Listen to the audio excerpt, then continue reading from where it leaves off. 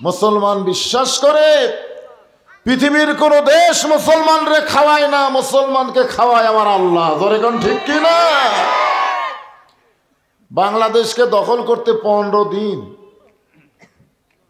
কিছুদিন আগে আমাদের একজন বয়োজ্যেষ্ঠ আলেম কাজী ইব্রাহিম, উনি বলেছেন ঢাকা যেমন বাংলাদেশের, দিল্লিও তেমন বাংলাদেশের হবে ইনশাআল্লাহ। বেশি দেরি নাই, বেশি দেরি নাই। ওরা যতই চেষ্টা করুক বাংলাদেশের 1 ইঞ্চি মাটি ওরা দখল করতে পারবে না। ধরে কোন কথা ঠিক কিনা? কারণ হলো ওদের আছে ভগবান, আমাদের আছে আল্লাহ। আপনারা বলেন তো, ভগবানের ভ বাদ দিলে গবানের কোনো অর্থ ডিকশনারিতে নাই, খালি একটা অক্ষর বাদ দিলে ভগবান আর পাওয়াই যাবে না।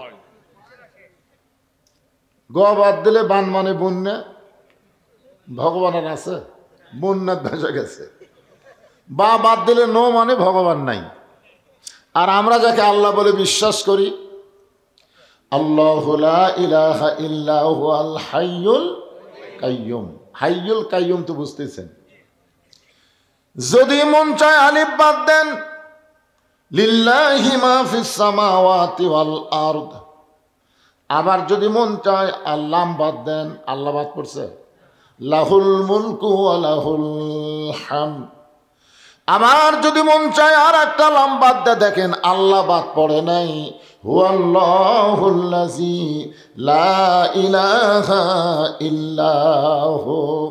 ভাগ্য গণে বাংলার মুসলমান এমন একজন আল্লাহ পাইছে যে আল্লাহর সব কিছু বাদ দিলেও আল্লাহ বাদ পড়ে না। আমাদের আল্লাহ সদা বিরাজমান। জোরে বলেন ঠিক কিনা?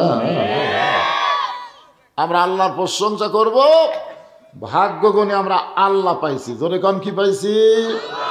আল্লাহ যদি ইচ্ছা করত আমাদের হিন্দুর ঘরেও পাঠাবার পারত না?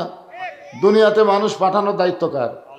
তো আল্লাহ আমাদেরকে মুসলমানের ঘরে না পাঠায় হিন্দুর ঘরে পাঠালো, তাহলে কি হতো? আল্লাহ ইচ্ছা করলে আমাদের ইহুদি খ্রিস্টান বৌদ্ধদের ঘরেও পাঠাবার পারত, কিন্তু আল্লাহ ওই সকল ঘরে না পাঠায় সরাসরি আল্লাহ আমাদেরকে মুসলমানের ঘরে কবুল করেছেন। খুশি না?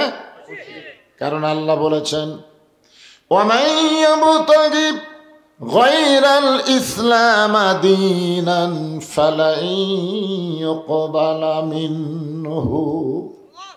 ইসলাম ছাড়া অন্য কোনো জীবন ব্যবস্থা ধর্মকে যদি গ্রহণ করে, আল্লাহ বলেছেন লা মানে কখনোই কবুল করা হবে না। লা ইউকবালা মিনহু মানে কখনোই কবুল করা হবে না। একমাত্র ধর্ম, তার নাম হলো ইসলাম। জোরে কোন ঠিক কিনা? ইমাম মালিক রহমতুল্লাহ আলাইকে একজন ছাত্র প্রশ্ন করলো যে হুজুর, পৃথিবীর মধ্যে সবচাইতে শ্রেষ্ঠ ধর্ম কোনটা? ইমাম মালিককে এই প্রশ্ন যখন এক ছাত্র করলো, তখন তিনি বললেন, এরকম প্রশ্ন করাই কবিরা গুনাহ।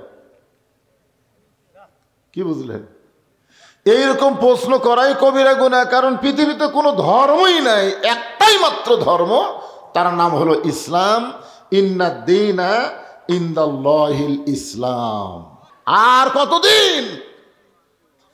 কতদিন এভাবে চলবেন? এখন আগামীতে আমাদের শুভ দিন আসতেছে। আপনার তো বসে আছেন খালি বিয়ার হাটে আর এই শিবগঞ্জের মধ্যে। এই মানুষটা গোটা বাংলাদেশ ঘুরতেছে, গোটা বাংলাদেশ ঘুরে দেখেছি। এবার কোরআনের যে জোয়ার উঠেছে, এই জোয়ারকারকে থামাবার পারবে না। জোরে কোন কথা ঠিক না? তাই সামনে আসছে শুভ দিন, চিন্তা ভাবনা করে নিন। এখনই চিন্তা করে নেন, শয়তানের পক্ষে থাকবেন না কোরআনের পক্ষে থাকবেন, সিদ্ধান্ত নেন। আপনার মতো মানুষ যদি কোরআনের পক্ষে না থাকে, আল্লাহর কোনো ক্ষতি নেই। জোরে কোন কথা ঠিক কিনা? আর আপনি যদি কোরআনের পক্ষে আসেন, আপনারই লাভ হবে। এই কোরআনটা আসলে কেমন? এই কোরআনের পাওয়ারটা কেমন? অর্ধ পৃথিবীর খলিফা হযরত ওমর ছদ্মবেশে মদিনার অলি গলি ঘুরতেছেন শুধুমাত্র আল্লাহর কোরআনকে দেখার জন্যে। আপনারা কিন্তু আইছেন কোরআন শোনার জন্য না। আর ওমর ফারুক আল্লাহর কোরআন দেখার জন্য ঘুরতেছে। হঠাৎ হযরত ওমর দেখতে পাই দুই পাহাড়ের মাঝখানে বিস্তীর্ণ মরুভূমি। ওই মরুভূমির মধ্যে একজন রাখাল উট আর দুম্বা চড়ায়। হযরত ওমর আল্লাহর কোরআনকে দেখার জন্য রাখালকে সালাম দিলেন, আসসালামু আলাইকুম রাখাল ভাই, আমার পেটে ক্ষুধা লাগছে, আমি উটের এক পেয়ালা দুধ চাই। রাখাল মুস্কি মুস্কি হাসে। ওমর ফারুক বলে, রাখাল আমি তোমারে সালাম দিলাম, উটের দুধ চাইলাম, তুমি কোনো কিছু না কইরা মুস্কি মুস্কি হাসো, কারণ কি? রাখাল বলে, পথিক তোমার সালামের উত্তর দিব না, উটের দুধও দিবার পারবো না, আমি জানতে চাই তোমার পরিচয়। ওমর ফারুক চিন্তাত পড়ে গেলেন যে আমি অর্ধ পৃথিবীর খলিফা ছদ্মবেশে আল্লাহর কোরআন দেখার জন্য বের হয়েছি, এখন যদি আমার পরিচয় দেই তাহলে গুমর ফাঁস হয়ে যাবে। এমন সময় আল্লাহর কোরআন বলে, ওমর রাখাল যখন তোমার পরিচয় চাইছে তুমি আসল পরিচয় দাও। তোমার আসল পরিচয় হলো মিল্লাতা আবিকুম ইব্রাহিম হুয়া সাম্মাকুমুল মুসলিমিন। তোমার আসল পরিচয় হলো তোমার জাতির পিতা ইব্রাহিম। মুসলমানের জাতির পিতাকে যারা বলবেন না, মুখ বন্ধ করে থাকবেন। এই সময় যদি মুখ বন্ধ করে থাকে, খবর আছে মানে মরার 2 ঘন্টা আগে মুখ বন্ধ, কেন করতে করতে জীবন যাবে। আল্লাহ রাসূল বলেছেন, কোনো ব্যক্তি যদি সারা জীবন পাপ করে আর মৃত্যুর সময় কলেমা উচ্চারণ করে যদি মারা যায়, শুধু কলেমা মুখে থাকার কারণে আল্লাহ তার জীবনের সব গুনাহ মাফ করে দেয়, সব। ওই যে দেখেন, ওই যে একটা আছে, ওই আমাকে খেয়াল করে টার্গেট মারছে, ওই যে খারাপ হয়ে আছে, দেখেন ওদের পিছনে। না, ওই খারাপ হয়নি, ওর কোনো দোষ নাই, দোষ হলো ওর মায়ের। কারণ একজন খ্রিস্টান নেপোলিয়ন বলেছে, ভালো একটা সন্তান চাইলে ভালো একটা মায়ের দরকার। জোরে কোন কথা, ঠিক কেন? হ্যাঁ, এত মানুষ থাকতো আমার চোখের টার্গেট, এত ছোট অবস্থায় টার্গেট মারে, ওই বড় হলে তো গুলি মারবি। জোরে কোন কথা, ঠিক কেন? ওই ছোট বাচ্চারে নিয়ে এসে আদর করে বসে দেন। কি বুঝতেছেন? আমাদের জাতির পিতার নাম কি? এতগুলো মরদ মানুষ, মুসলমান মানুষ বাড়ি, এটা কি হিন্দুরা আছে নাকি রে? আমাদের জাতির পিতার নাম কি? হুয়া সাম্মাকুমুল মুসলিমিন, যিনি তোমাদের নাম দিয়েছে মুসলমান। ওমর ফারুক বলতেছে, রাখাল আমার পরিচয় যখন জানতে চাও, আমার পরিচয় হলো আমি একজন মুসলমান। রাখাল মুসকে মুসকে হাসার বলে, আসল না নকল? ওমর ফারুক চুমকে উঠছে, কে রে, মুসলমান তো মুসলমানই, এর মধ্যে আসল নকল কি? রাখাল বলতেছে, আসল মুসলমান যারা হবে তারা চাওয়ার ব্যাপারে সতর্ক থাকবে, তারা কোনোদিন মহাস্থানে যাবে। মহাস্থানে যায় বাবা, বাবা আমার বাচ্চা হচ্ছিল, বাবা আমার দয়াল বাবার দরবারেতে কেউ ফিরে না খালি হাতে। আপনার বলেন তো, সুলতান বলকি মহীশূর পরশুরামের সাথে কি করছে? এই জোরেগান কি করছে? বাতিলকে উৎখাত করে হকের বাতি জ্বালাইছে। আর পরশুরামের গোষ্ঠীরা ওইখানে গাঁজা খায়া মেলা বসায়। জোরেগান কথা ঠিক কি না? আল্লাহর কোরআন যেদিন বাংলাদেশে চালু হবে, মহাস্থানে কোনো গাঁজার আসর চলবে? কি মনে করতেছেন গাঁজা খাবো? একটু মনোযোগ দেবেন। রাখাল বলতেছে, রে তুমি যদি মুসলমান হও, মুসলমান চাওয়ার ব্যাপারে সতর্ক থাকবে। দরকার হলে মুসলমান ফাঁসির মঞ্চে যাবে, কিন্তু রাষ্ট্রপতির কাছে বাঁচার দরখাস্ত লিখবে। এরকম মুসলমানকে আপনারা বাংলাদেশে দেখেন নাই? দরকার হলে ফাঁসির মঞ্চে যাবে, কিন্তু রাষ্ট্রপতির কাছে দরখাস্ত লিখবে না। পথিক, তুমি যদি আসল মুসলমান হও তাহলে তুমি দুধ চাইলা কার কাছে? উমর ফারুক চোখের পানি বের করে কান্দে আর মনে মনে কয়, আল্লাহ, কোরআন দিয়ে যখন দুনিয়া চলবে, উমর যদি ভুল করে একটা রাখাল পর্যন্ত ভুলটা ধরতে পারবে। ওমর ফারুক বলেন, রাখাল ভাই, চাওয়ার ব্যাপারে আমার ভুল হয়ে গেছে। রাখাল বলতেছে, ভুলটা যখন স্বীকার করছো তাহলে তওবা করো। আপনার বলেন যে তওবা করার সুযোগ আছে না নাই? এতদিন তারা আওয়ামী লীগ করেছে, এখন দেখতেছে সব বড় বড় নেতা পলে গেছে, চামচাগুলা খেলে হাউমাউ করতেছে। আমি তাদেরকে বলি, তোমরা যদি বুঝতে পারো আওয়ামী লীগ দল করা ভুল হয়ে গেছে, তাহলে এখন তওবা করো। তওবা করে ভালো একটা দলে ভর্তি হওয়ার সুযোগ আছে না নাই? আছে না নাই?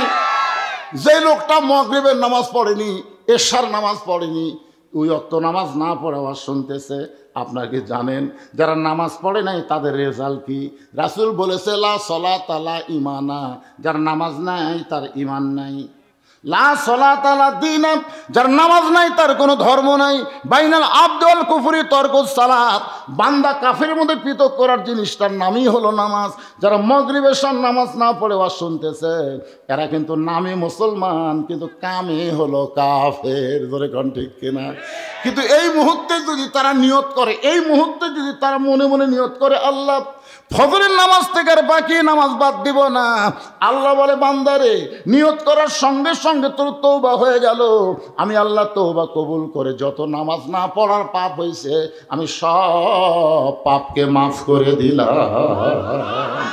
এখন বলেন, ভুল করে যদি আমরা মাপ চাই, মাপ পাওয়ার সুযোগ আছে না নাই? রাখাল বলে, পথিক, চাওয়ার ব্যাপারে যখন ভুল স্বীকার করেছে তুমি তওবা করো। উমর ফারুক বলে, রাখাল ঠিক আছে, আমি তওবা করতেছি। রাখাল বলে, তুমি মূর্খ মানুষ, তুমি তওবা কেমনে করবা? বরং আমি তওবা করাই, তুমি আমার সঙ্গে তওবা পড়ো। উমর ফারুক বলে, রাখাল, আমি মূর্খ এই কথা তোমাকে কে কইল? রাখাল কয়, আমি বুঝি না, চাওয়ার ব্যাপারে যে সতর্ক হয় না সে হলো সবচাইতে বড় মূর্খ। ডক্টর কামাল যতই সংবিধান লেখুক, 18 সালে সিলেটের শাহজালাল মাজারে আর জ্ঞাতি গোষ্ঠী দিয়ে গেছিল, আপনারা জানেন? এদের শিক্ষিত মানুষ জানবে। বাবার দরবারে বলছে, বাবা এবার আমরা ভোটর দাঁড়াচ্ছি। ভোটর দাঁড়াচ্ছ কার কাছে? আল্লাহ কোরআনে বলেছে, ইয়া আইয়ুহাল্লাযীনা আমানুস্তাঈনু বিস-সাবরি ওয়াস-সালাহ ইন্নাল্লাহা মা'আস সাবিরিন। চাওয়া লাগবে কার কাছে? কিসের মাধ্যমে? নামাজের মাধ্যমে, ধৈর্যের মাধ্যমে আল্লাহর কাছে সাহায্য চাইতে হবে। আল্লাহ বাদ দিয়ে যখন মাজারে যায়, সে যত বড়ই ডক্টর কামাল হোক, সে হলো সবচাইতে বড় মূর্খ। রাখাল বলে, চাওয়ার ব্যাপারে তুমি সতর্ক না, তুমি হলো মূর্খ। আমি তওবা পড়াই, তুমি আমার সঙ্গে তওবা পড়ো। এবার রাখাল হযরত উমরকে তওবা পড়াচ্ছেন। যারা মাগরিব এশার নামাজ পড়েন নাই, এশার নামাজ যারা পড়েছেন ঠিক মতো, আমরা হয়তো পড়তে পারি নাই, তওবা করলে কোনো অসুবিধা। তাহলে সবাই আমার সঙ্গে তওবা পড়ুন। আস্তাগফিরুল্লাহ, সকলে পড়ে, যুবকেরা সবাই পড়ো। আস্তাগফিরুল্লাহ রব্বি মিন কুল্লি জামবিন ওয়া তুবু ইলাইহি। উমর ফারুক তওবা করার পরে বলতেছে, ও রাখাল ভাই, আল্লাহর রাস্তে উটের এক পেয়ালা দুধ দাও। সঙ্গে সঙ্গে রাখাল মুচকি মুচকি হাসে। উমর ফারুক বলে, রাখাল হাসার কারণ কি? বলে, তওবা করার পরে তুমি আবার মুনাফিকি করলে। যেই কইছে মুনাফিকি, বুঝলেন, উমর ফারুকের চেহারা রক্তের মতো লাল হয়ে গেছে। এই রাখাল, এই আমার মধ্যে মুনাফিকের কি দেখলে? রাখাল কয়ে, এত গরম হোস করে তুই? রাখাল কি জানে এটা কে জানে? তাই তুই এত গরম হোস কেন? তুই চিন্তা করে দেখ, লিমা তাকুলু মা লা তাফালুন, তোর মুখের সাথে মনের মিল নাই। তুই সত্যি করে বলতো, আমি কি উটের মালিক? আমি যদি উটের মালিক হইতাম, তুমি আমাকে রাখাল বললা কেন? আর যখন আমাকে রাখাল বলেছ, তখন তোমার মন বলতেছে আমি উটের মালিক না। মালিক বাদ্দা রাখালের কাছে আল্লাহর রাস্তে চাইলেও রাখাল দিবার পারবে, যার প্রমাণ আমি নিজে। আপনার এক মাহফিলে ওয়াজ করে কেবল নিচে নামছি, ইতিমধ্যে এক লোক 100 টাকার কসকসা নোট এনে হাতের মধ্যে কয়, হুজুর দোয়া করেন। টাকা পকেটে থুয়ে বলি, বাবা কিসের দোয়া? বলে, আমার বইয়ের পেটে বাচ্চা চাইছে, হুজুর আল্লাহ যেন একটা পুত্র দেয়, দোয়া করেন। তখন আমি 200 টাকা বের করে দিলাম। হুজুর আমি তো টাকা চাইনি। পাগলা তুই তো জানিস না রে, আমি 3 মেয়ের বাপ। আল্লাহ আমাকে কোনো পুত্র দেয়নি। প্রথম মেয়ে যখন হলো, পরের বার বইয়ের পেটে যখন বাচ্চা এলো, আমি খুবই কান্দিছি, আল্লাহ একটা মেয়ে তো দিছো, একটা ছেলে দাও। আমার দোয়া দিয়ে যদি আমার বইয়ের পেটেটাই পুত্র না হয় তো তোর বইয়েরটা হবে। তখন বলে হুজুর তাহলে আপনি টাকা আপনি নেন, আমারটা আমার দেন। ওরে টাকা দিলেই মারতেছে, দৌড়ে বলে কোথায় যাবি? বলে যেই হুজুরের বেটা ছাওয়াল আছে। আমি বললাম কোনো হুজুরের কাছে না, কোনো বাবার কাছে না, কোনো পীরের কাছে না, বাবার যদি চাও মালিকের কাছে চাও। জোরে কোন কার কাছে? রাখাল বলে পথিক সত্যি যদি আল্লাহর হস্তে উঠে 1 পেয়ালা দুধ চাও, তাহলে এখানে মালিকের বাড়ি হলো 10 মাইল দূরে। ওই 10 মাইল দূরে মালিকের বাড়িতে গিয়ে বলো, মালিক তোমার রাখাল উট আর দুম্বা চড়ায়, তুমি মালিক যদি হুকুম দাও তাহলে রাখাল আল্লাহর হস্তে উঠে 1 পেয়ালা দুধ দিবে। ওমর ফারুক বলে, রাখাল ভাই অত দূর মালিকের বাড়ি যাওয়ার দরকার আবার নাই, বরং তোমাকে 2টা টাকা দিলাম, এই 2টা টাকার বিনিময়ে তুমি উঠে 1 পেয়ালা দুধ দাও। রাখাল মুসকে মুসকে হাসার বলে, পথিক তুমি কি হযরত উমরকে চেনো? কাকে বলতেছে? হযরত উমরকে রাখাল বলতেছে, পথিক তুমি কি হযরত উমরকে চেনো? যদি উমরকে চিনতা তাহলে এরকম বেসাইদা কথা বলতা না। উমরের গুপ্ত বাহিনী যদি দূর থেকে দেখবার পায় তুমি আমার 2 টাকা ঘুষ দিছ, আর মালিক বাদ দা তোমাকে উঠে 1 পেয়ালা দুধ দিলাম, তাহলে তোমাকেও ধরবে আমাকেও ধরবে। এই বুড়া বয়সে কি তুমি ধরা পড়বার চাও? ওমর ফারুক বলে, রাখাল ভাই তাহলে চলো পাহাড়ের গুহার মধ্যে যাই, ওই গুহার মধ্যে গিয়া তোমাকে গোপনে 2টা দিরহাম দিব, তুমি গোপনে উঠে 1 পেয়ালা দুধ দিবে, উমরের গুপ্ত বাহিনীও দেখতে পাবে না, তোমার মালিকও জানতে পারবে না। রাখাল চিল্লায় বলে, তুমি ভণ্ড, তুমি ভণ্ড, তুমি ভণ্ড। ওমর ফারুক বলে, রাখাল আমার মধ্যে ভণ্ডামের কি দেখলাম? রাখাল বলে, পথিক রে ওই পাহাড়ের গুহার মধ্যে দেওয়া নেওয়া করলে উমরের গুপ্ত বাহিনী দেখতে পাবে না, আমার মালিক জানতে পারবে না, কিন্তু রাখালের আল্লাহ দেখতে পায়। যেই কইছে রাখালের আল্লাহ দেখতে পায়, হযরত ওমর এক দৌড়ে পাহাড়ের পাদদেশে গিয়া 2 রাকাত নামাজ পড়ে আল্লাহর কাছে কাঁদতেছে আর বলতেছে, আল্লাহ তোমার কোরআন এত সুন্দর, আল্লাহ গো আজকে আমি বাস্তব কোরআন রাখালের মধ্যে দেখেছি, আসলে রাখাল না, রাখাল যেন তোমার বাস্তব কোরআন। আল্লাহ তোমার কোরআন এত সুন্দর, তোমার কোরআনের আইন যখন দুনিয়াতে চালু থাকবে তখন কেউ না দেখলেও আল্লাহ দেখবে, এই বিশ্বাস প্রত্যেকটা মুসলমানের কলিজার মধ্যে ঢুকবে। কেউ না দেখলেও কে দেখতেছে? আর আসরের নামাজ পড়ে জমির ধান দেখবার গেছে, যায় দেখে উপর জমির পানি চলমল করতেছে, নিচে ওর জমির পানি নাই, চারিদিকে তাকায়, তাকে দেখে কেউ নাই, আস্তে করে বসে কাটিয়া দিয়ে ওই পানি দিয়ে হাত ধসে ধুই আবার দাঁড়ায় চারিদিকে তাকায় বলতেছে, আলহামদুলিল্লাহ কেউ দেখেনি, কেউ দেখেনি। সকালবেলা ভোট হয় দিনের বেলা, আর গল্প করতেছে সকালবেলা, তুই রাত্রে কয়টা মারছো? তো কয় ভাই রে মার্কা ঠিক মতো দেখা যায় না তো, এই জন্যে মোমবাতি জ্বলে নৌকা মার্কা 100টা মারছি ভাই। তাই 5 লাখের মোমবাতি জ্বলাচু করে আমি মোবাইলের বাতিতে 200টা মারছি রে, খালি মার্কার চিটচিন চিটচিন। কেউ দেখে আরে পাগলা দরজা জানলা বন্ধ করে মারছি রে, দেখবি কি? তখন 2 কান্দে 2 ফেরেশতা আল্লাহ বলতেছে, আল্লাহ এরা যে গল্প করতেছে কেউ দেখেনি, তাহলে আমরা 2 ফেরেশতা কি করতেছি? তখন আপনারা বলেন 2 কান্দে 2 ফেরেশতা কি করতেছে?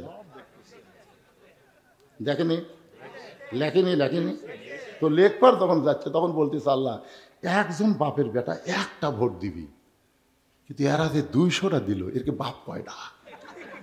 আল্লাহ বলতেছে যারা 1-এর অধিক ভোট দিল তারকে ওটি লেখা তো জাউরে, কি লেখা তো জাউরে। যারা 1টার বেশি ভোট দিয়েছে এরা কেউ বৈধ সন্তান না, এরা হলো জাউরা সন্তান। কথা বল না, এ কথা বল না, তোর বাপ কয়টা, তুই ভোট দিল কয়টা? মনে করতেছেন আপনি ছাড় পাইয়া যাবেন?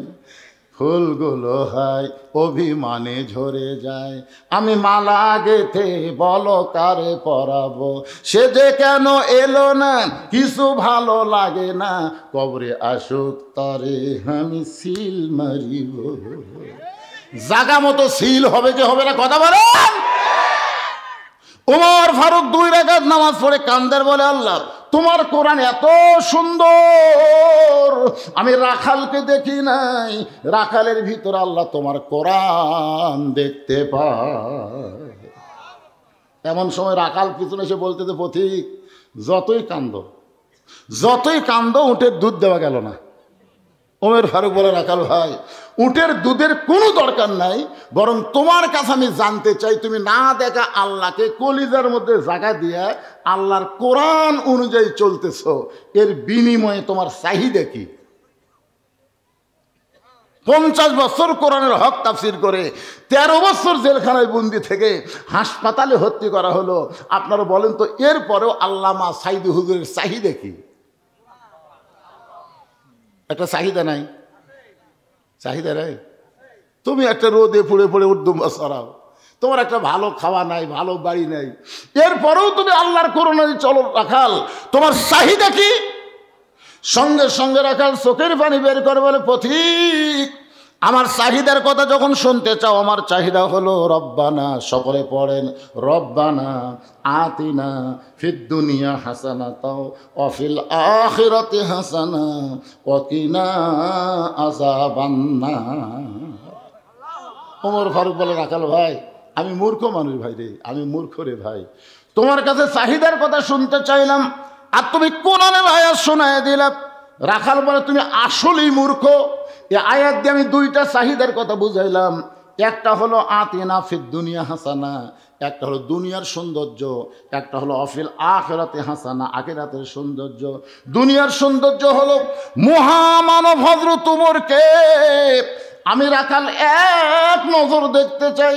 যে উমর আল্লাহর কোরআন দিয়ে রাষ্ট্র চালায়, সেই উমরকে যদি একটা বার দেখতে পাইতাম ভাইজান, তাহলে আমার দুনিয়ার চাহিদা আল্লাহ পুরা করত। কি চাহিদা? উমরকে দেখাল না, একটা ভালো নেতা দেখা রে পাগলা, আগামীতে সবাই ভোট চাবার আসবি। নামাজের সময় হলে যেই নেতা নামাজ পড়াবার পারবি, কতগুলো নেতা পড়বি, কতগুলো পড়াবি, কোনটা ভালো নেতা একটু খেয়াল করে শুনবেন। আমার সারা জীবনের সাধনা হযরত উমরকে আমি এক নজর দেখতে চাই, এক নজর। ধরে কোন কয় নজর? আমার দুনিয়ার সৌন্দর্য হলো মহামানব হযরত উমরকে দেখতে পাইলে দুনিয়ার আশা আমার শেষ। আমার 2 নম্বর চাহিদা হলো, আমি রাখাল যখন মরে যাব, অধম রাখালকে আল্লাহ যেন জান্নাত দেয়। সঙ্গে সঙ্গে হয়তো তোমার দৌড়ে এসে রাখালের হাতটা থপ করে ধরে 3 বার চুমা খাস। রাখাল কয়, পাগলা নাকি? আমার ঘামা হাতে তুমি 3 বার চুমা খাওয়ার কারণ? ওমর ফারুক বলে, রাখাল ভাই, তোমার 2 নম্বর চাহিদা আল্লাহ পুরা করছে, মরার সাথে সাথেই আল্লাহ তোমাকে জান্নাত দিয়ে দিবে। আপনারা সুবহানাল্লাহ করলেন, কিন্তু রাখাল সুবহানাল্লাহ কয় না।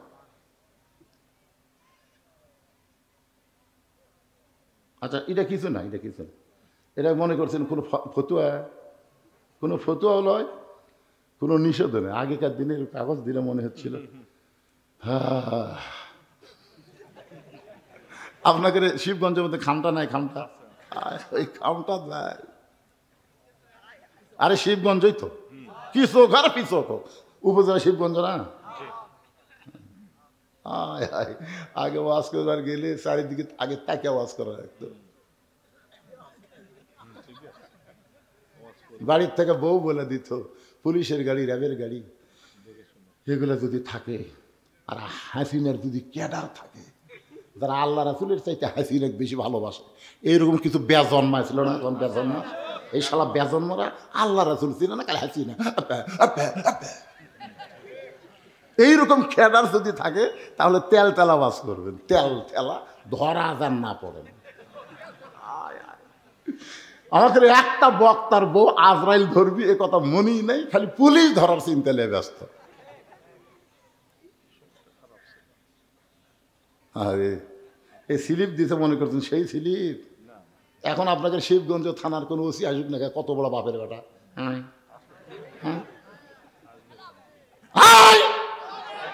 বদরুশের মাহফিল কোন নেতাই আগে আমাকে হাতত বল আসলে কিন্তু প্রয়োগ করিনি, এখন বল খালি সাইজ মতো মারমো। তোর এখন কথা ঠিক না? আমরা কি কাউয়া কাদের মতন মাজা ভাঙ্গা মনে করছে? শালাক দুইজন ঠেলে ধরে তুলে দেয় আর মাইক পায় খেলা হবে খেলা হবে। এটা খেলবার গেলে মাজার বল থাকা লাগবে রে পাগলা। আল্লাহর বান্দার একটু মনোযোগ দিয়ে শুনবেন। ওমর ফারুক বলে, রাখাল তোমার 2 নম্বর চাহিদা আল্লাহ পুরা করছে, মরার সঙ্গে সঙ্গে আল্লাহ তোমাকে জান্নাত দিবে। আপনারা সুবহানাল্লাহ কন, কিন্তু রাখাল সুবহানাল্লাহ কয় না। ওমর ফারুক বলে, রাখাল তোমার কি বিশ্বাস হয়নি? তাহলে আমি কোরআন শরীফ পড়ি। এবার হযরত ওমর রাখালের কাছে কোরআন শরীফ পড়ে বিশ্বাস করাচ্ছে।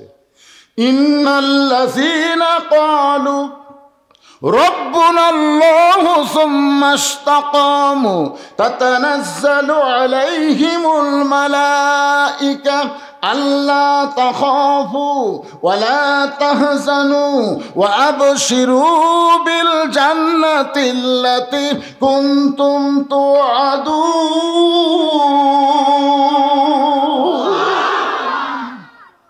রাখাল এখন বিশ্বাস হয় না? মরার সাথে সাথে আল্লাহ তোকে জান্নাত দেবে। রাখাল খালি মুচকে মুচকে হাসে। ওমর ফারুক বলে, হাসিস কেন? বলে, মরে গেলে জান্নাত পাবো এ কথা ভালোই বলতিস, কিন্তু হযরত উমরকে এক নজর দেখতে পাবো, এই লগত কথা বলতে তোর কোন জায়গাত বাজায়? যে আমার শাহ আলম ভাই 1 লাখ টাকা বাকি দিয়ে গেল, জোরে কোন কথা ঠিক কিনা? লগত 50,000 টাকা দিলে তো কোন জায়গাত বাজায়? হ্যাঁ, আরে পাগলা, মানুষ কিন্তু যা দেখে তাই বোঝে। আওয়ামী লীগের নেতার বিএনপির নেতা তো এক লয়। শাহ আলম ভাই তো টাকা দিবি না? যখন দিবে না অবশ্যই দিবে, কিন্তু আমরা তো এর আগে তো বহু আদায় করছি ভাই। 4 টন 3 টন 2 টন মারহাবা দৌয়া, পরের বছর আবার গেছি, খবর কি দেয়নি। কি বাকির উপর দোয়া করে কেন রে? একটা টাকাও দেয়নি রে।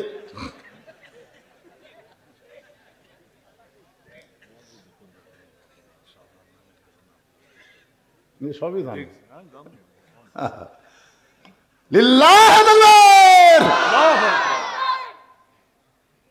বাকি মরে গেলে জান্নাত পাবে কথা সহজেই বলতেছ, কিন্তু হযরত ওমরকে এক নজর দেখতে পাবো, এই নগদ কথা বলতে তোমার কোন জায়গায় বাজে? ওমর ফারুকের চোখ দিয়ে দর দর করে পানি পড়তেছে। যে রাখাল আমাকে তওবা পড়াইছে, যে রাখাল আমাকে মুনাফিক কইছে, যে রাখাল আমাকে ভণ্ড কইছে, এখন যদি বলি আমি ওমর, বলাও সারা রাখাল হাট ফেল করে মরাও সারা। ধরে কোন ঠিক কিনা? কি করছে? তওবা পড়াছে, মুনাফিক কইছে, ভণ্ড কইছে। এখন যদি বলে রাখাল ভাই তুমি যেই ওমরকে দেখবার চাও, আমি হইলাম সেই ওমর, দেখবার পারবি? শুনে এর নাম হলো হাট ফেল করা। ওমর ফারুক চিন্তায় পড়ে গেলেন, আমি ওমর এইটা রাখালকে কেমনে বলবো? এমন সময় আল্লাহর কোরআন বলতেছে, উদউ ইলা সাবিলি রাব্বিকা বিল হিকমাহ। রাখাল সত্যি যদি ওমরকে দেখতে চাও, তাহলে তোমাকে ফজরের নামাজ সামনে কাতারে আদায় করা লাগবে। ফজরের নামাজ যদি সামনে কাতারে আদায় করো, মেহরাবের মধ্যে যেই মানুষটাকে ইমামতি করতে দেখবে, সেই মানুষটি হলেন হযরত ওমর। তার মানে কি বুঝলেন? আল্লাহর কোরআন দিয়ে যখন রাষ্ট্র চলবে, তখন এমপিকে শুধু সংসদের মধ্যে ভাষণ দিলে হবে না, জুম্মাতেও খুতবা দেওয়া লাগবে। ধরে কোন ঠিক না? কেবল খুতবা দেওয়ার জন্য ওমর ফারুক দাঁড়াছে, মাঝখান থেকে একজন খাড়া হচ্ছে। ওমর ফারুক বললেন, এজলেস। না না, কি হয়েছে তোমার? বলে, আমার কোনো খাটো পাঞ্জাবি দিয়ে আপনি লম্বা জুব্বা পরে খুতবা দিবেন? যতক্ষণ পর্যন্ত আপনার লম্বা জুব্বা কোথায় পেলেন এটা না বলবেন, ততক্ষণ আপনার খুতবা আমরা শুনবো না।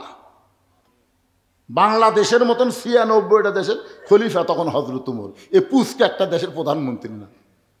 অর্ধ পৃথিবীর খলিফার জুব্বা লম্বা, খুতবা বন্ধ করে দিচ্ছে। ওমর মুচকে মুচকে হাসতেছে আর বলতেছে, আল্লাহ আল্লাহ, যতদিন পর্যন্ত মুসল্লি লোকমা দিবে, ততদিন পর্যন্ত নেতারা খারাপ হওয়ার কোনো সুযোগ পাবি না। ধরে কোন কথা ঠিক কিনা?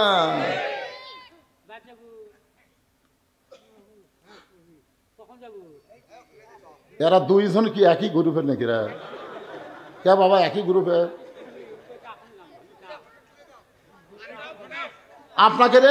আপনাকে যে বয়স, আপনার পেনশন পাচ্ছেন বাজান, আপনার যদি নামাজ না পড়েন, রোজা না করেন, ওয়াজ না শোনেন, তারপরে জান্নাতে যাবেন জানেন? একটা বুড়াকে আল্লাহ জান্নাত দিবেন, একটা বুড়াকে দিবেন। এরকে জুয়ান বানে আল্লাহ জান্নাত দিবে।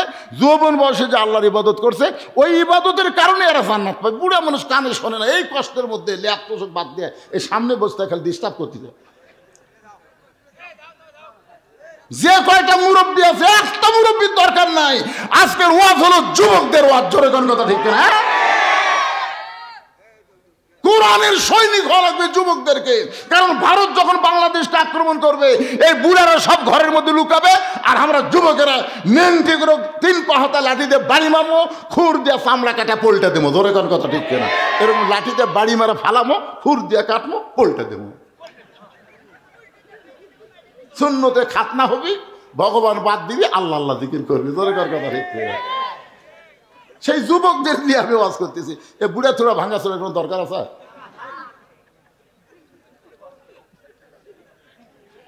না না, আপনি বলতেছেন না, আপনি তো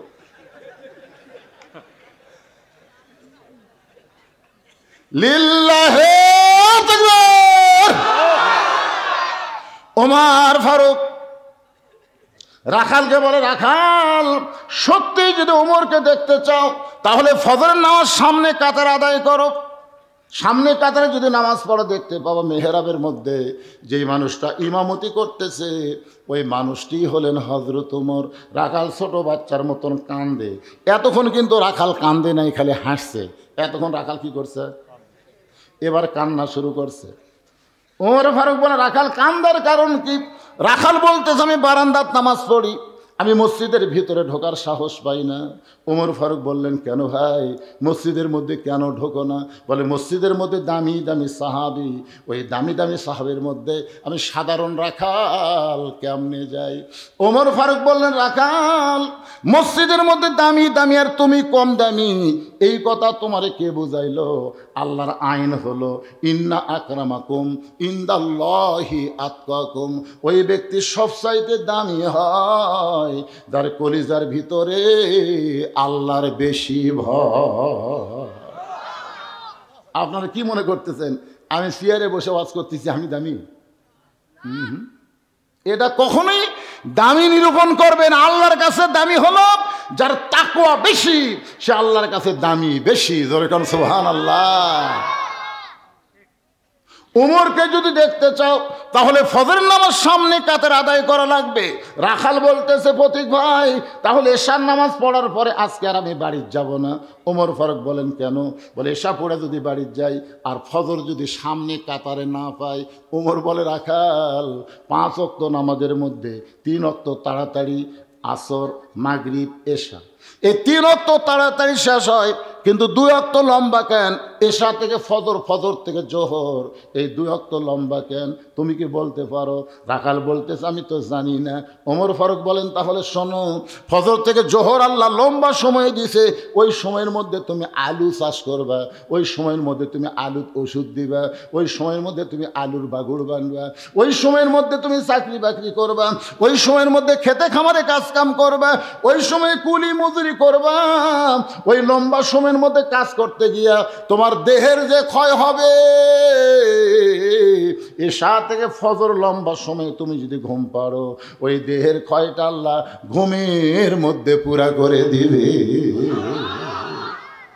তাহলে এশা থেকে ফজর যদি তুমি ধরবার চাও আর এই লম্বা সময় যদি ঘুম ধরে, তুমি কি করবা?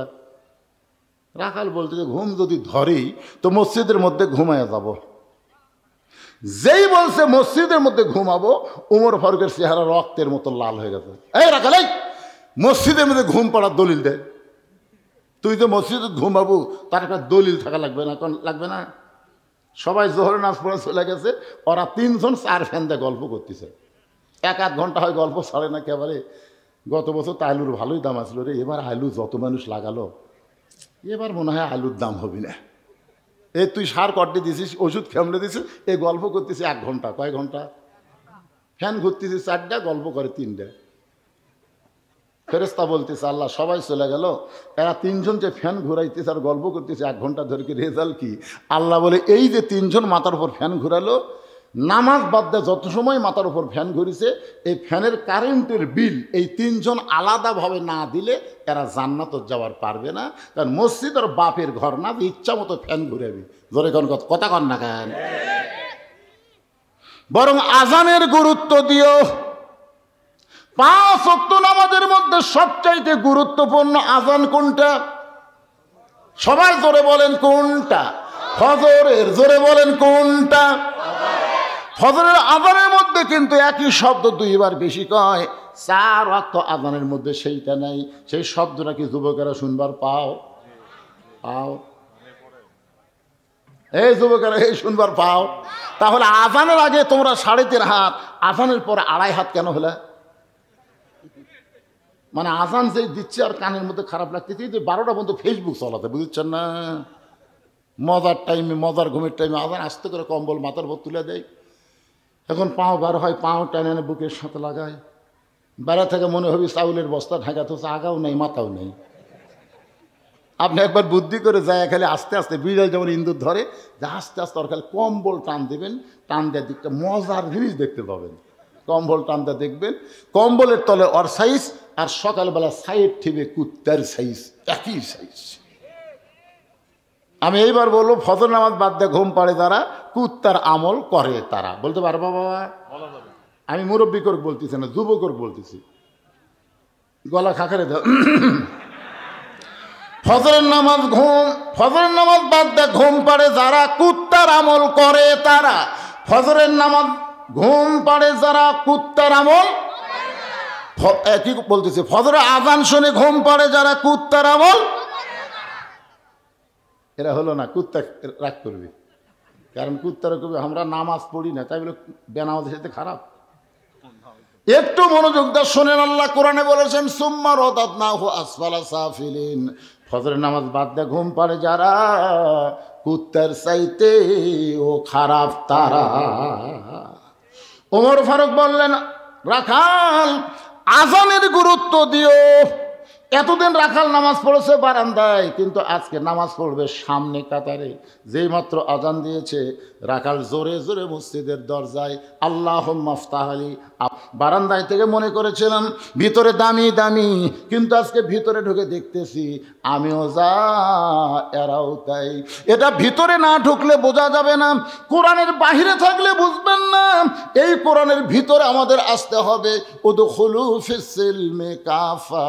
পুরাপুরিভাবে যদি কোরআনের ভিতরে আসেন, তাহলে দেখতে পাবেন ইসলামে কোনো আওয়ামী লীগ, বিএনপি, জাতীয় পার্টি, জামাত নাই।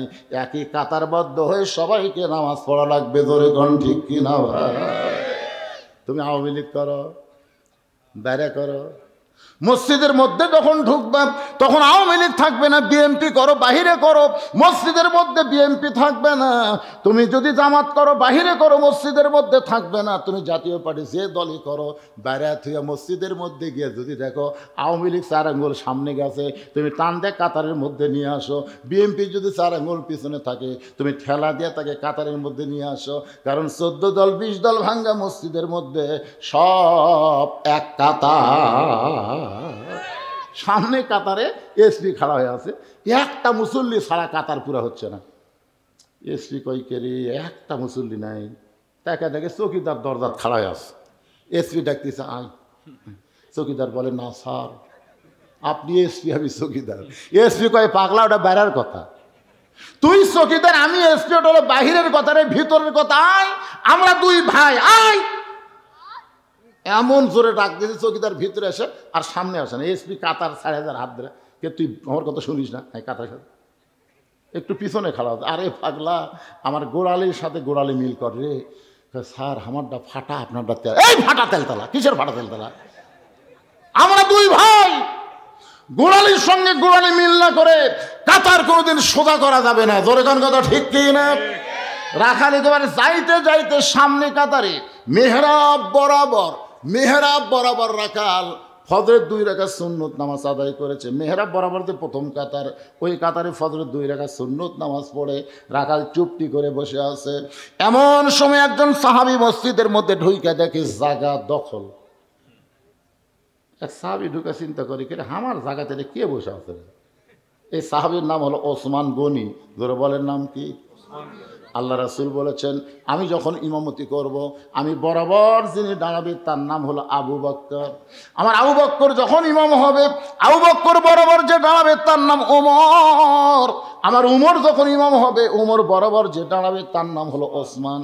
ওসমান যখন ইমাম হবে, ওসমান বরাবর পিছনে দাঁড়াবে তার নাম হলো আলী। আমার আলী যখন ইমাম হবে, আলী বরাবর বলার পরে রসুল নাম বলেন না। সাহাবীরা বলে, রাসূলুল্লাহ, হযরত আলী যখন ইমাম হবে, আলী বরাবর পিছনে কে দাঁড়াবে? রাসূল বললেন, মা ইয়ান্তিকু আনিল হাওয়া ইন হুয়া ইল্লা ওয়াহয়ুন ইউহা। আমি নবী বলতে পারি না, আল্লাহ যতক্ষণ আমাকে না বলাই, এ আলী পর্যন্তই হলো খোলাফায়ে রাশিদিন। কে রে তোরকে দুইজন কি ধরল রে? এরা সিদার করা নাকি রে? এবারে যে ঘুম আসো, যাও। কি চকচকা দাঁত বের করে আছে। বুড়ার আবার দাঁত পড়ছে। বেশি দুষ্টামি করলে দাঁত কিন্তু উঠবি না, উনকে বুড়াই থাকা লাগবে না। দোয়া করে দেবো তাড়াতাড়ি দাঁত ওঠে। সুবহানাল্লাহ, ধরে গেল সুবহানাল্লাহ। এত ছোট বাচ্চারা সামনে হাসতেছে পারে, চোখের মধ্যে ঘুম নাই, রাত প্রায় 11:30 বাজে গেছে। একটু মনোযোগ দিয়ে শুনতে হবে। ওসমান গনি দেখে আমার জায়গায় কে বসে আছে? নবীর যত সাহাবী সবচাইতে নরম সাহাবীর নাম ওসমান গনি। আস্তে আস্তে রাখালের কাছে এসে দেখে সামান্য একটা ফাঁক আছে। ওই ফাঁকের মধ্যে ফজরের 2 রাকাত সুন্নত নামাজ আদায় করলেন। আদায় করার পরে কিতাবের মধ্যে আছে ওসমান গনি রাখালের দিকে 3 বার তাকাছে। জোরে কোন কয়বার? 3 বার। তাকানোর কারণ হলো কোনো দিনও দেখেনি, আজকে প্রথম। একটা লোক সামনে কাতারে প্রথম দেখলে একবার, যেই তাকাতে 2 বার তাকাতে 3 বার সেই ওসমান গনি তাকাইছে। এই মিয়া, বারবার তুই কি দেখিস মিয়া? মানে শোনেন, মূর্খ মানুষের দিকে যদি বারবার তাকান, মূর্খ মানুষ রাগ করবি না? একটা ভ্যান আলার দিকে গেলে আপনি 2 বার তাকান, দেখেন কি গরম হয়ে যায়। আমি একবার তাকাইছিলাম, মানে আমার গাড়ির সাথে একের বাইজে দিবি ভাব। মানে ওরা কিন্তু অটো ভ্যানের ব্রেক দুর্বল, আর ওরা কোনো সময় রাস্তার থেকে নামবি না, দরকার আমরা গাড়ি নামান লাগবে, ওরা নামবি না। আমি খালি একটু তাকাচ্ছি, হুজুর গাড়ির চড়ে বেড়ান তো, খালি টিয়ারিং ঘোরান আর যায় আমাকে রে। ওরে বাবা রে, মূর্খ মানুষের দিকে তাকালে গরম হয়। রাখাল 3 বার তাকানোর কারণে, এই মিয়া বারবার আমার দিকে কি দেখো মিয়া? সঙ্গে সঙ্গে ওসমান গনি নরম মানুষ কাঁপতে কাঁপতে দাঁড়ায় গেছে। ওসমান গনি বলে, ভাইজান আমি তো কিছুই বলিনি ভাই, খালি বারবার 3 বার তাকাইছি, তুমি এত গরম হইলা, তোমার পরিচয়? বলে, আমার পরিচয় হলো আমি একজন রাখাল। আমি একজন রাখাল। যেই বলেছে আমি একজন রাখাল, সঙ্গে সঙ্গে ওসমান গনি মুচকি মুচকি হাসতেছে। মুচকি মুচকি হাসার কারণ হলো, রাখাল যারা হবে তাদের ভাষা নরম হলে চলবে না, রাখালের ভাষা গরম হওয়া লাগবে। বাবা গরু, বাবা গরু, ওদিকে যাস না বাবা, আবাদ আছে। এভাবে বাবা বাবা করলে গরু কথা শুনবে। আর যদি বলে, এই গরু, আরে এক ধাপ যদি সামনে বাড়ে, এই মানুষের চাইতে গরু কিন্তু বেশি শোনে। এখন আপনারা বলেন, রাখালি করবার গেলে মাঝে মধ্যে ভাষা গরম হওয়ার দরকার আছে না নাই? আল্লাহ রাসূল বলেছেন, প্রত্যেকটা অভিভাবককে আল্লাহ রাখালের দায়িত্ব দিয়ে দুনিয়াতে প্রেরণ করেছে। এখন হয়তো আপনারা চিন্তা করবেন, হুজুর আমার তো গরু ছাগল কিছুই নাই, আমি কার রাখালি করব? আপনি চোখ বন্ধ করে দেখেন, আছে, একটু চোখ বন্ধ করে দেখেন, আপনার বাড়িতে 42 বছরের একটা গাভী আছে। আপনার বাড়িতে 22 বছর একটা আড়ে আছে। আপনার বাড়িতে 15 বছর একটা বকনা আছে। 42 বছরের গাভী হলো আপনার বউ। আপনি সামনে কাতারে নামাজ পড়েন, নামাজ পড়ার পরে আপনি যখন জোহরের নামাজ পড়ে বাড়িতে আসলেন, বাড়িতে আসার পরে আপনার বউ আপনার সামনে খাবার দিচ্ছে, 3-4 তরকারি পাক করে আপনার সামনে খাবার দিচ্ছে। আপনি দোয়া পড়তেছেন, আল্লাহুম্মা বারিক লানা ফিমা রাযাকতানা ওয়া কিনা আযাবান্নার। আল্লাহ কয়, যতই দোয়া পড়া খা, তুই জাহান্নামত যাবি। কি করা লাগবে? গো তুমি যে আমার সামনে খাবার দিলে, তুমি যখন নামাজ পড়ছে, বউ যদি কয় আমি এখনো গোসলই করিনি, তখন আপনার কি রাখালি করা লাগবে? যা গোসল কর, নামাজ পড়, তারপরে আমাকে খাবার দে। তুই বেনামাজি হয়ে পাক করে আমারে খাবার দিবি, আমার নামাজের একটা নূর থাকবে না। আর গোসল কর, নামাজ পড়, তারপরে খাবার দে। তুই কি মনে করছিস রে? তুই নামাজ না পড়ে আমাকে খাবার দিবি আর আমি দোয়া দরুদ পড়ে খামো? সে মরদ আমি না, যা। বউ কই, ওরে বাবা রে, ইনা রাতের মরদ রে। গোসল করে নামাজ পড়ে যখন স্বামীকে দেয়, স্বামী স্ত্রী দুইজন বসে দোয়া পড়তি তার খাচ্ছে। ফেরেশতাকে আল্লাহ খবর কি বলে, স্বামী স্ত্রী দুটাই জান্নাতি। সুবহানাল্লাহ। আপনি ফজর নামাজ পড়বার যাচ্ছেন, আপনি এত শীতের মধ্যে ফজর পড়বার যাচ্ছেন, আপনার আড়িয়া কি করতেছে 22 বছরের? আপনার রাখালি করা লাগবে না? বেড়ে আড়িয়া রাত 3টা পর্যন্ত ওই আর্জেন্টিনার খেলা দেখছে, মেসি কিভাবে গোল করে, কিভাবে বল মারে, সব কথার খেয়াল আছে। জোরে কোন কথা ঠিক কিনা? আর আজান দেওয়ার সাথে সাথে আপনার ছেলে আর চেতন নেই। আপনি জানেন না, কুয়ান ফুজা কুমা হালিকুম নারা, জাহান্নামের আগুন থেকে বাঁচতে গেলে বাবা একলা বাঁচলে হবে না, আহাল পরিবার নিয়ে বাঁচা লাগবে। জোরে কোন কথা ঠিক কিনা? তাহলে আপনার ছেলে নামাজ পড়েন, আপনি নামাজ পড়বেন। 6 বছর থেকে নামাজের তালিম দেওয়া লাগবে। 10 বছর থেকে ঘাড় ধরে মসজিদত নিয়ে আসা লাগবে। এ রাখালি করার দরকার আছে না? কথা কন না কেন? আপনার 15 বছরের একটা বোকনা মানে একটা মেয়ে আছে, বড় আদরের মেয়ে। এই মেয়েটা কি করতেছে? আপনি বাবা হিসাবে রাখালি করার দরকার আছে না নাই? কথা কন আছে না নাই? হাইল পরে কিলকিল করে ঘরে, গোটা উত্তর পাড়া দক্ষিণ পাড়ার ছেলেরা সব মিস কল মারে।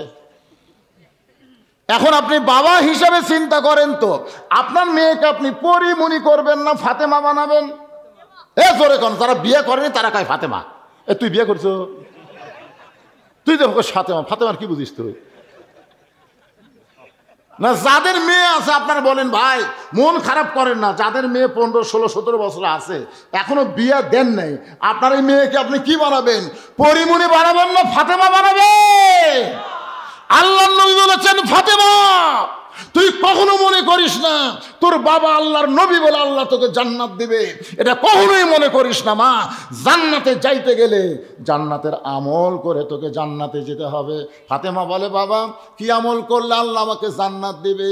রাসূল বলে, ফাতেমা মাত্র 4টা আমল করবি। 1 নম্বর হলো নামাজ, 2 নম্বর রমজান মাসের রোজা, 3 নম্বর সতীত্বের হেফাজত পর্দা করা, 4 নম্বর স্বামীর খেদমত করা। এই 4টি আমল যদি করতে পারিস ফাতেমা, আল্লাহ খুশি হয়ে 8টা জান্নাতের দরজা খুলে দিবে। যে কোনো দরজা দিয়ে তুই জান্নাতে যাবি। সেদিন থেকে ফাতেমা নবীর মেয়ে হিসাবে না, আমল করে জান্নাতে যাওয়ার জন্যে এমন আমল করলেন, সাইদাতুন নিসা আহলিল জান্নাহ ফাতেমাতুজ জোহরা। এই ডিগ্রি যখন আল্লাহ নবীর কাছে শুনাইলেন, নবী দৌড়ে এসে ফাতেমাকে বললেন, ফাতেমা রে, আল্লাহ তোমাকে একটা ডিগ্রি দিয়েছে। ফাতেমা বলে, বাবা কি ডিগ্রি দিল? বলে, সাইদাতুন নিসা আহলিল জান্নাহ, জান্নাতীদের নেত্রী বানাইছে।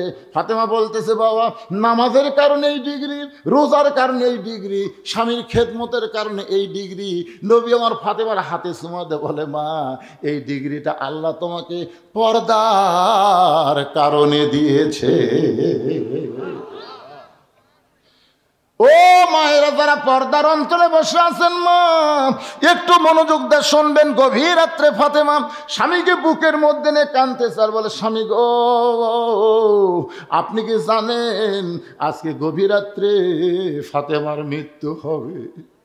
যেই বলেছে গভীর রাত্রে ফাতেমার মৃত্যু হবে, গাছের গোড়া কাটলে গাছটা যেমন ঠাস করে পড়ে যায়, হযরত আলী তেমনি পড়ে গেলেন ঘরের মাঝায়। মা ফাতেমার স্বামীর কপালে চুম্বন দেয়া বলে, স্বামী গো, এমন করে আপনি কাঁদবেন না, কারণ আসলে যাইতে হবে। এই দুনিয়া থাকার জায়গা না, এই দুনিয়াতে আমরা কেউ থাকতে পারবো না।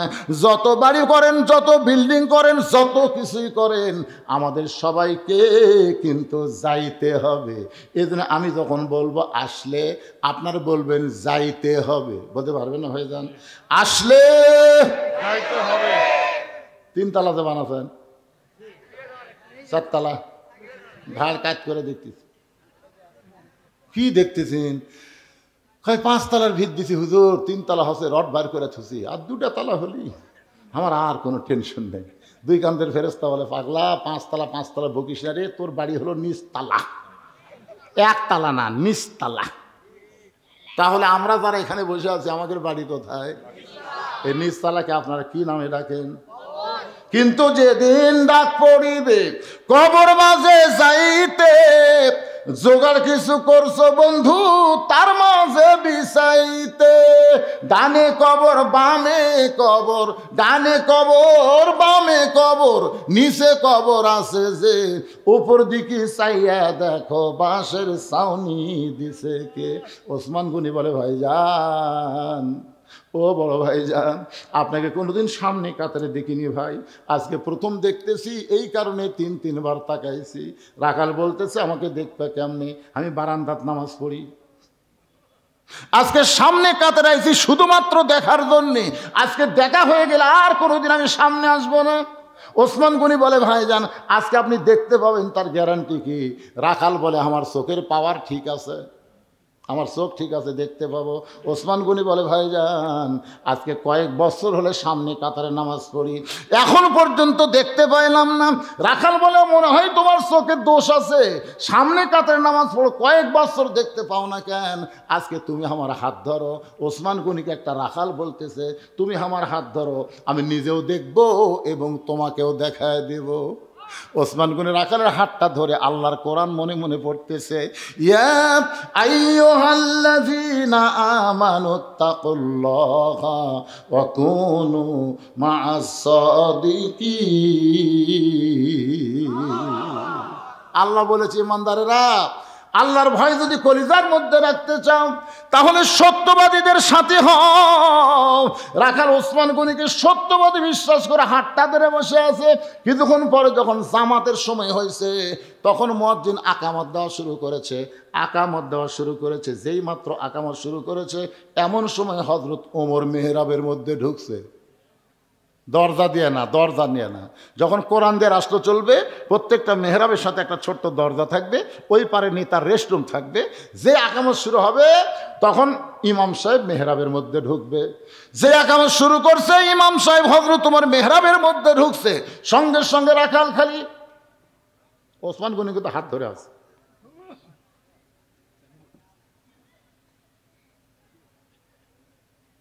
চিন্তা করতে এটাই তো, একই তো আমি তওবা পড়াতে যাই,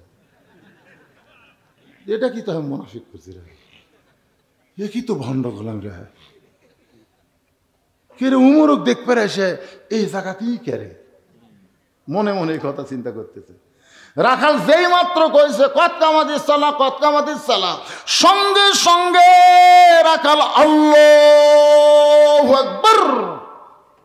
মুয়াজ্জিন যেই মাত্র বলেছে কত কামাদিস সালাহ, কত কামাদিস সালাহ, সঙ্গে সঙ্গে রাখাল আল্লাহু আকবার। ওসমান গনি হাতটা ছাড়া দেয়, বলতেছে ভাইজান, ইমাম সাহেব যখন ভুল করে তখন মানুষ লোকমা দেয়, আল্লাহু আকবার বলে, এখন পর্যন্ত আকামতি শেষ হয় নাই আর তুমি আল্লাহু আকবার লোকমা দিলে। রাখাল বলতেছে এই জন্যই তো তুই কানা, এই জন্যে কয়েক বছর সামনে কাতারে নামাজ পড়িস, এখন পর্যন্ত দেখবার পাস না। পাগল রে, আমি কি জন্যে লোকমা দিলাম তুই কি জানিস না?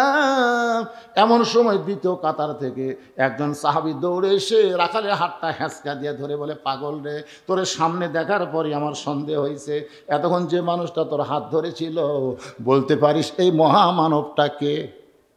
যেই মানুষটাকে তুই কানা কানা বলে তিরস্কার করলি, এই মহামানবটাকে তুই কি বলতে পারিস? রাখাল বলতেছে আমি বারান্দাত নামাজ পড়ি, আমি ভিতরের কাউকে চিনি না, আমি বারান্দাত নামাজ পড়ি, আমি ভিতরের কাউকে চিনি না। সাহাবী বলে কান্দার বলে ভাই রে, যাকে তুই কানা কানা বলে তিরস্কার করলি ও হলো আল্লাহ নবীর ডবল জামাই ওসমান গনি। রাখাল ছোট বাচ্চার মতন ছটফট করে। এই জন্যই বারান্দাত নামাজ পড়ি, এই জন্যই মসজিদের ভিতরে ঢোকার সাহস পাই না। মসজিদের ভিতরের সাহাবীদের আমি কেমনে চিনব? কিন্তু এই পথিক আমার সর্বনাশ করছে। আমার দিকে খেয়াল করে শোনেন, রাখাল এভাবে আঙ্গুল তুলে ওমর ফারুককে দেখায় বলতেছে এই পথিক আমার সর্বনাশ করছে। ওই পথিক আমারে কইছে সামনে কাতারে যদি নামাজ পড়ো তাহলে হযরত ওমরকে তুমি দেখতে পাওয়া। আমার সারা জীবনের সাধনা শুধু একটাবার হযরত ওমরকে দেখতে চাই। আজকে হযরত ওমরকে দেখতে এসে ওই মেহরাবের মধ্যে পথিককে যদি দেখতে টেক্কার পায়, তাহলে তোমরাই বলো লোকমা দেওয়া ছাড়া তো আমার উপায় নাই। আমি আল্লাহু আকবার লোকমা দিয়া ওই প্রতীককে মেহরাব থেকে সরাবো। ওই জায়গায় হযরত উমরকে আমি এক নজর দেখতে চাই। হাজার হাজার সাহাবীরা কান্দে, সমস্ত সাহাবীরা যখন কান্দে, রাখাল চিল্লা বলে বারান্দায় নামাজ পড়া ভালো, ভিতরে কেন কান্দা কান্দি শুরু হয়ে গেল। ওসমান গনি বলে রাখাল ভাই, ভিতরে কান্দার কারণ হলো তুমি যারে পথিক পথিক বলতেছো তিনি হলেন হযরত ওমর।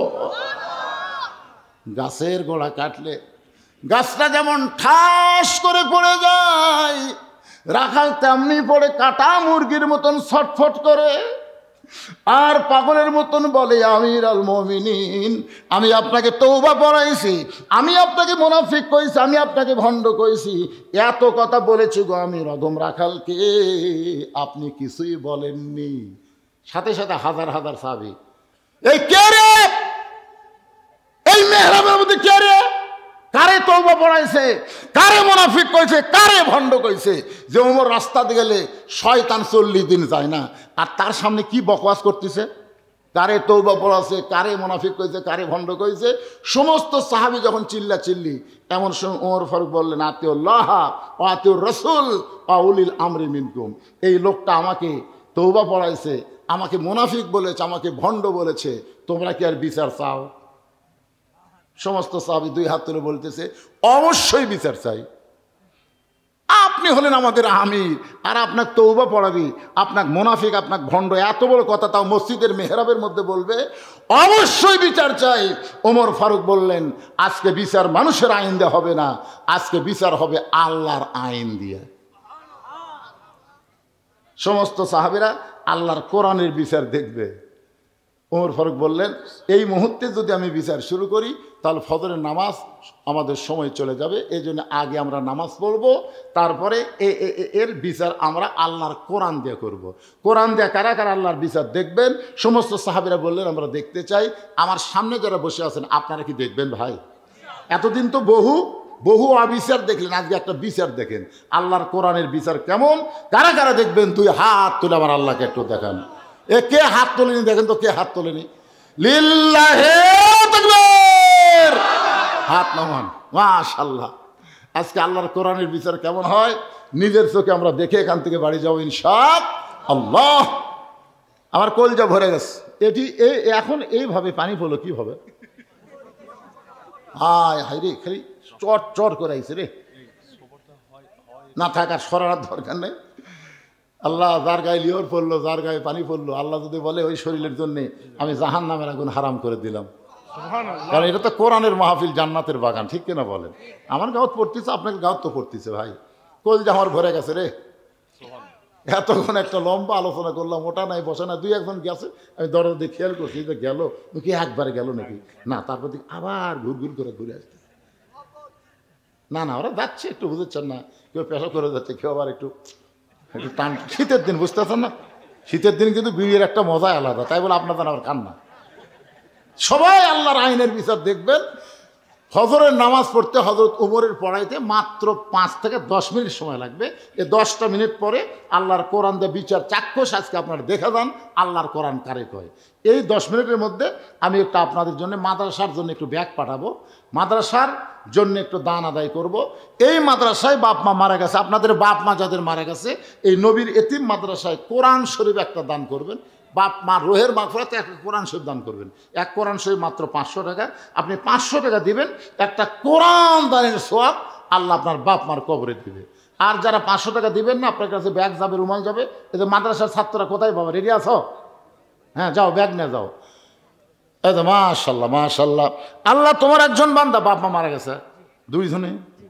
আরে বাপ মা 2 জনে কবরে গেছে, বাপ মা রোহের মাগফিরাতে আল্লাহ তোমার নবীর এতিম মাদ্রাসায় কোরআন শরীফ বাবদ 500 টাকা দান করেছে। আল্লাহ এই কোরআন দানের ওসিলায় বাপ মার টুকরা বানায় দেন, জোরে কোন আমিন।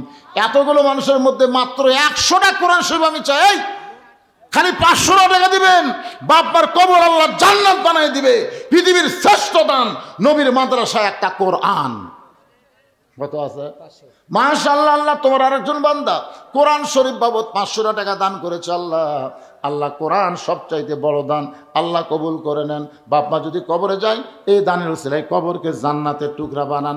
আর একটা কোরআন শরীফ বাবদ 500 টাকা পাওয়া গেছে, আল্লাহ কবুল করেন। পিতামাতা যেন সুস্থ থাকে, সুস্থতার জন্য 200 টাকা দান করছে, আল্লাহ দানকে কবুল করেন। কত আছে? মডার্ন ক্লিনিক এবং ডায়াগনস্টিক সেন্টার কোন জায়গাতে? শেরপুর, ওই বৌড়া শেরপুর। আচ্ছা রে বাবা, এটি কি আছে আপনার? ডাঁটের জামাই রে। 20টা কোরআন শরীফ বাবদ 10,000 টাকা ধরে বলেন মারহাবা। আল্লাহ তার ব্যবসার মধ্যে বরকত দিও। আপনজন যারা কবরে গেছে, আল্লাহ তাদের কবরকে জান্নাতের টুকরা বানাও। জোরে বলেন আমিন। কোরআন শরীফের বিচার দেখবার চাই, কেউ যদি উঠে যায়, আল্লাহ ওই যেন প্যারালাইসিস হয়ে মরে। আল্লাহ এখনই হাত তুলেছে, না দেখে চলে যাবেন। 2টা পাও প্যারালাইসিস হবে, কাইন্দা মরবেন, আর হাঁটতে পারবেন না। ভাই দিচ্ছি আদায় 10 মিনিট ধরে কর্ম, তো অসুবিধা কি? ও তবারক আছে। হায় হায় হায় হায় রে, আপনাদের জন্য আবার তবারক আছে। মাথায় নষ্ট, এত লোক তবারক দিবেন ইনশাল্লাহ। সবার জন্য তবারক মানে বিরিয়ানি আছে, বিরিয়ানি লিচ্ছি বাবা। মেয়ে মারা গেছে, মেয়ের জন্য 2টা কোরআন শরীফ বাবদ 1000 টাকা দান করেছে, আল্লাহ কবুল করেন। জি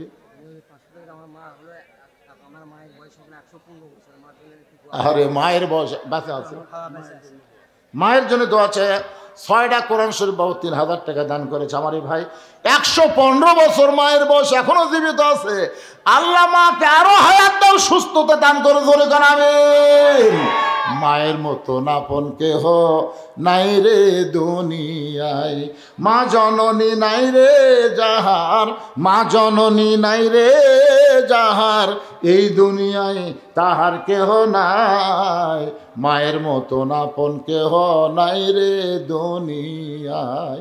কে বাবা, বাচ্চারা ব্যাগ লেতে ঘুরতেছে রে, আমার মা বোনদের মধ্যে যাবা। মা বোনেরা অনেক টাকা দান করবে। তার জন্যে বাপ মার জন্যে, বাপ মার জন্য 2000 টাকা, মানে 4টা কোরআন শরীফ বাবদ করছে দান। আল্লাহ দানকে কবুল করে নিয়ে। বাপ মা 2 জনে মারা গেছে, এই বয়সে বাপ মা হারাতে। আরে 4 বছর হলো বাপ মা 2 জন। আমার মা মারা গেছে গত বছর 23 সালের 25 ডিসেম্বর। আজকে তো এই সাল শেষ, আজকে 24 সালও শেষ হয়ে গেল, 1 বছর হয়ে গেল। আর 18 সালে আমার মা মারা গেছে। আমার ভাইজান বাপ মার জন্য 4টা কোরআন শরীফ বাবদ 2000 টাকা দান করেছে। আল্লাহ আপনার বাপ মা বেঁচে আছে? আল্লাহর রাস্তে দান করে। বাপ মা বেঁচে আছে, মারা গেছে। বাপার রুহের মাগফিরাতে আল্লাহ বাপার কবরকে জান্নাতের টুকরা বানায় দেন। কোরআন শরীফ বাবদ 500 টাকা দান করেছে, আল্লাহ কবুল করেন। আল্লাহুম্মা আমিন। যার পকেটে টাকা আছে, বুঝলেন, তার কাছে আমার দাবি আছে। টাকা না থাকলে দাবি নেই। একটা কোরআন শরীফ দান করে পারলেন না আপনি? একটা কোরআন শরীফ, এই নবীর ইতিম মাদ্রাসায় আহা কত বাচ্চারা কোরআন পড়ে, তাদের হাতে একটা কোরআন শরীফ দিবেন। কোরআন না দিন 500 টাকা দিলেই তো একটা কোরআন দানের সব হয়ে গেল। আজকের মাহফিলের সম্মানিত সভাপতি সাহেব বাপ মার রুহের মাগফিরাতে 2টা কোরআন শরীফ বাবদ 1000 টাকা দান করেছে। আল্লাহ বাপ মার কবরকে জান্নাতের টুকরা বানায় দেন। জোরে বলি আমিন, জোরে বলি আল্লাহুম্মা আমিন। আচ্ছা, আপনারা যে আলু লাগান, আলু এটা কি বাকি নেন না আপনারা? মাদ্রাসার হুজুর কুটিরা বাকি নেন না? বাকি আলু ধান এগুলা বাকি আদায় হয়? স্লিপ দেওয়া আছে? মাত্র ছাত্ররা স্লিপ আছে তোমাদের কাছে? আলু যারা দিবেন লিখে দেন, আলু ধান এগুলো লিখে দেন। আল্লাহ বরকত দিবে রে, ঘুগরি ধরবি না।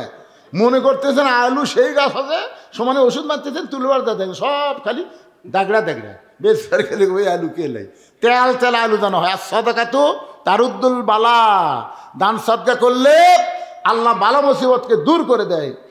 যত লম্বা হিসাব শুনলাম মনে করছিলাম মাদ্রাসার মনে হয় আয় আছে, পরে দেখা গেল লস। এত টাকা, অনেক টাকার পরেও মাদ্রাসার লস থাকলো। লসটা আপনার পুষায় দেন। এতে প্রায় অনেক লোকের জন্য একটা হালখাতার ব্যবস্থা করছিলেন, কিছু আদায় হচ্ছে, ওদের খিলালেন আদায় হতে কিছু।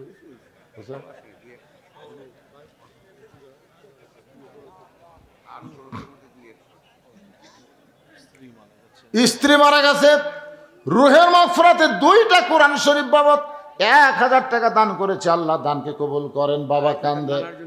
আর একজন তার নানার জন্য, দেখেন নানার কথা মনে করে নাতি দিল 500 টাকা।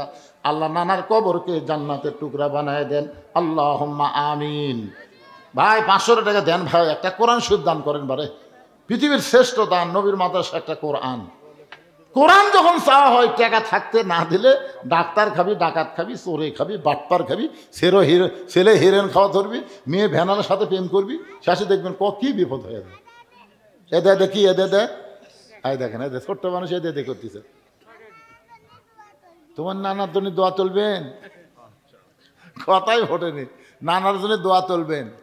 ঠিক আছে, বুঝতে পারছি, যাও তুমি নানার যোগ্য নাতি। নানার কবরকে আল্লাহ জান্নাতের টুকরা বানায় দেখ, জোরে কোন আমিন।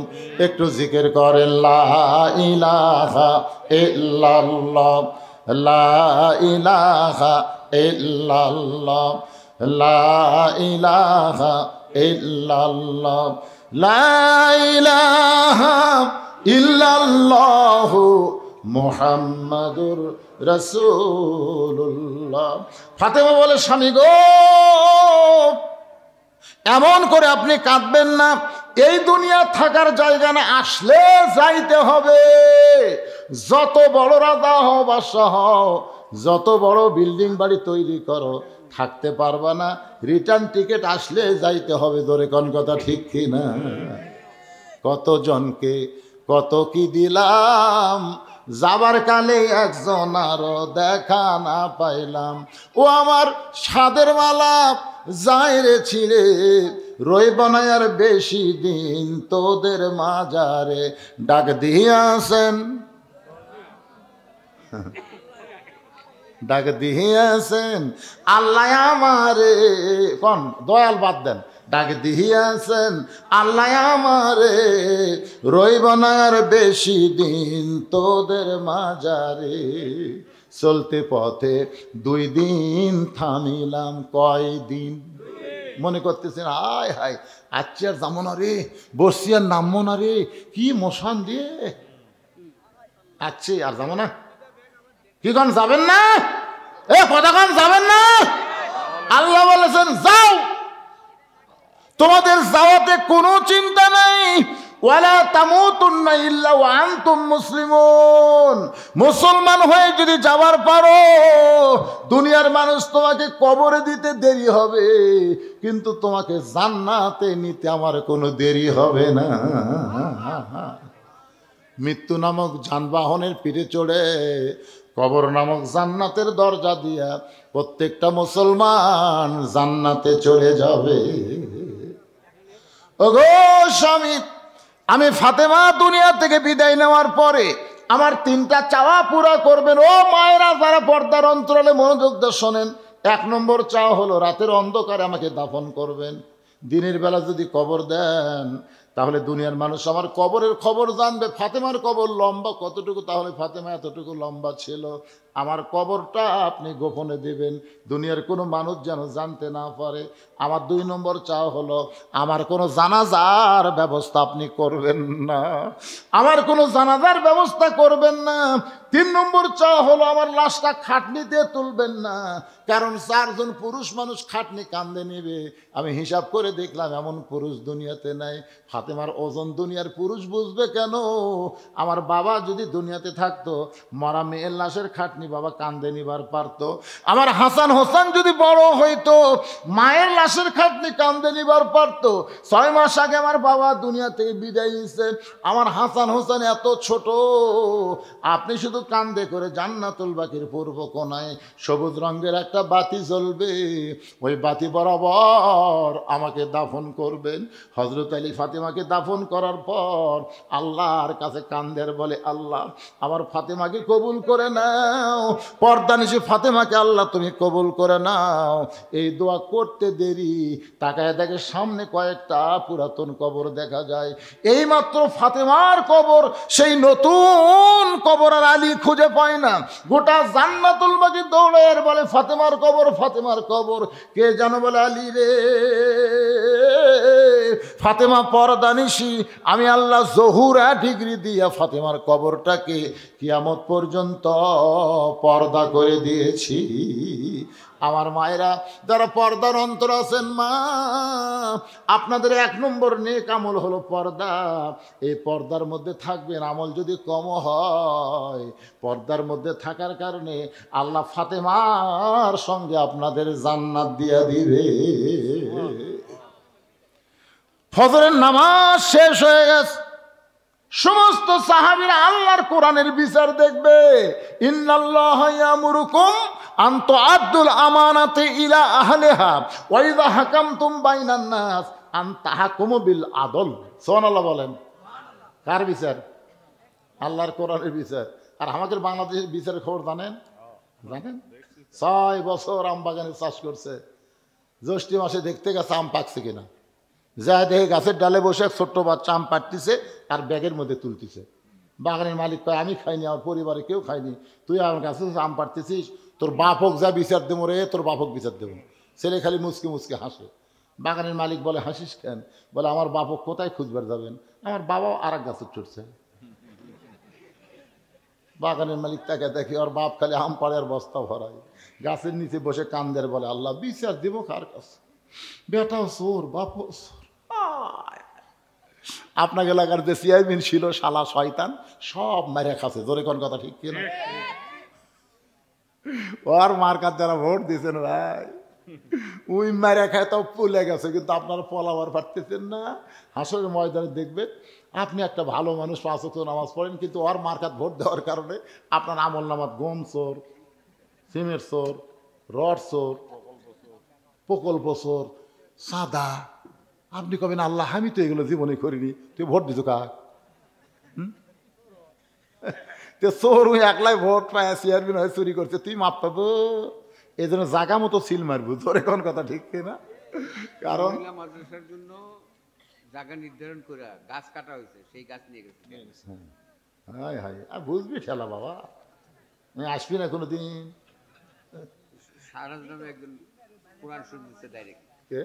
শাহরাজ একজন ডাইরেক্ট কোরআন শরীফ। আচ্ছা, ডাইরেক্ট একজন কোরআন শরীফ দিচ্ছে, আল্লাহ যে নিয়তে দিচ্ছে আল্লাহ কবুল করুক। ধরে কোন আমিন। আমি তো আয়াতে কারিমা তেলাওয়াত করলেন, বুঝবার পারছেন? আর একবার পড়ি, ইন্নাল্লাহা ইয়ামুরুকুম আন তুআদ্দুল আমানাতি ইলা আহলিহা ওয়া ইযা হাকামতুম বাইনান নাস আন তাহকুমু বিল আদল।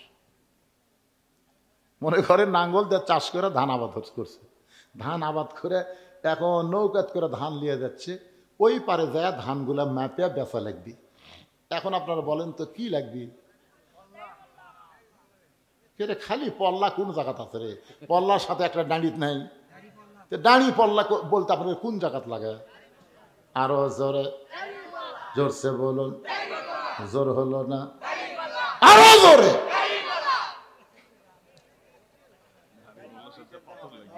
ওয়াল ওয়াজনা বিল কিসতি ওয়ালা তুকসিরুল মিজান। আমার ভাই আবার একটা গ্যাটিস মারতেছে, পাথর লাগবে, পাথর আর নাহলে স্কেল মিটার লাগবে।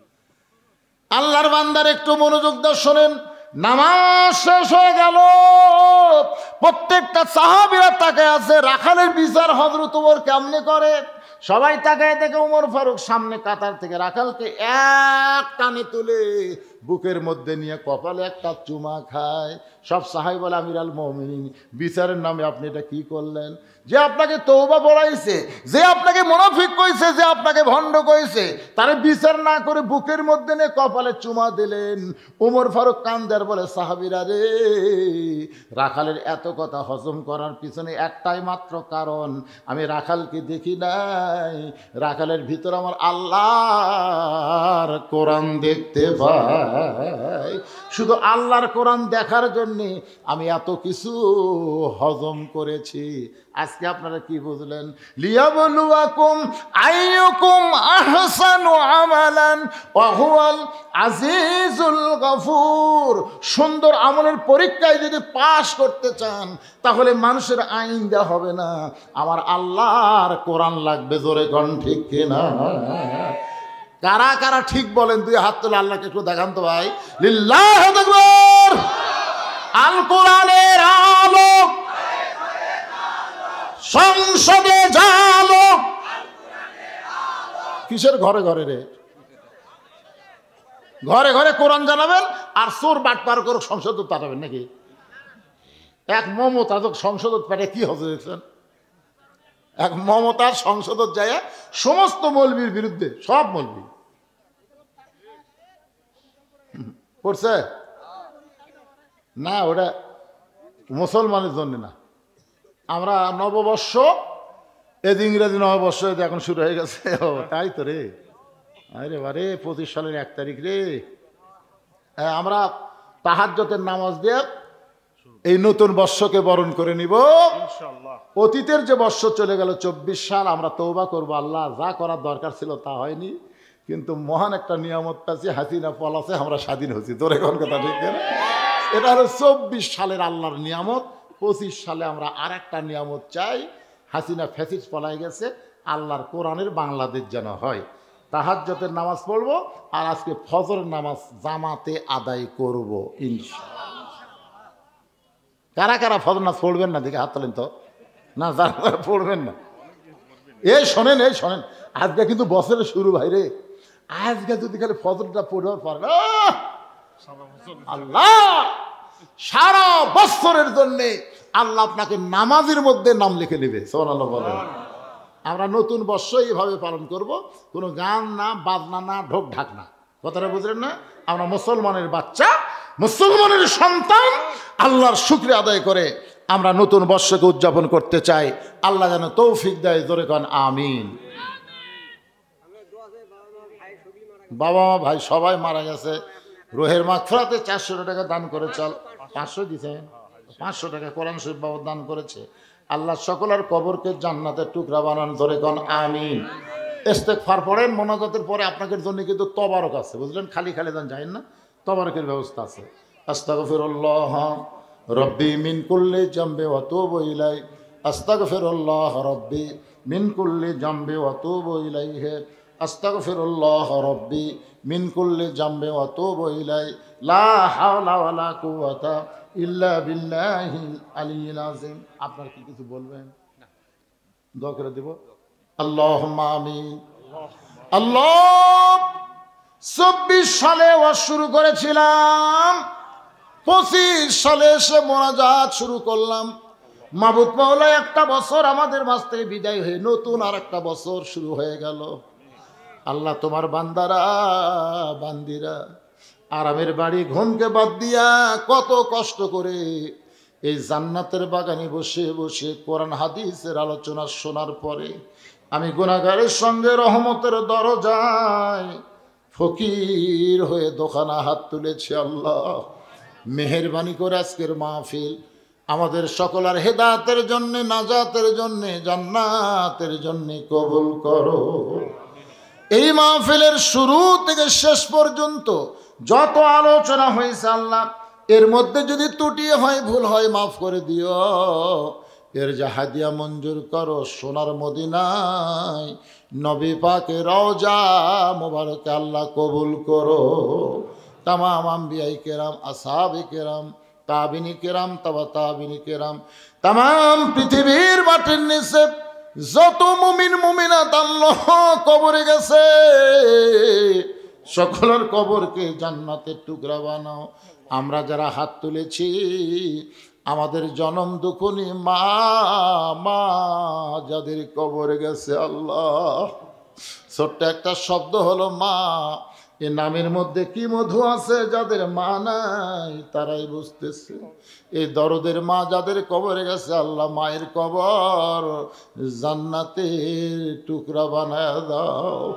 বাবার বাড়িঘর সবই আছে, আমি সহ আমরা যারা বাবা হারে এতিম হয়ে গেছি, আল্লাহ মেহেরবানি করে বাবার কবরটাকে জান্নাতের টুকরা বানায় দাও।